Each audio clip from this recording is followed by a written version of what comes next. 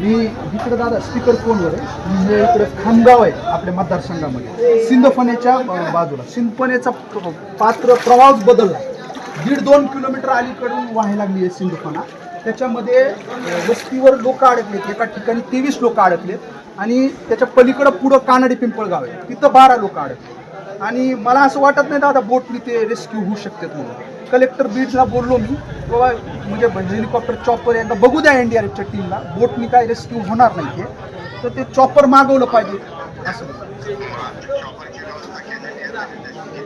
जी सांगितलेलं आहे आपण आणतोय जी परंतु आम्हाला जो बोटीनं पण आपल्याला आणता येईल जी तरी देखील मी तुम्ही म्हणताय त्याची चॉपरची व्यवस्था करतो. जी दादा जी जी ऐका ना, वातावरण खराब असल्यामुळे जरा प्रश्न निर्माण झालेला जी आहे. जी दादा चॉपर टेक ऑफ मगाशी काहीतरी फ्युअल भरायचं होतं म्हणून ते थांबलेलं होतं. जी जी आता फ्युअल भरून झालंय परंतु वातावरण जरा क्लिअर झालं की ते घेणार आहेत पण सगळ्यांना रात्रवायच्या आत सुरक्षित ठिकाणी आणलं. हो हो जी दादा जी. लोकांना मी इथं आहे आणि स्पीकर फोनवरच ठेवला होता दादा. चालेल जी.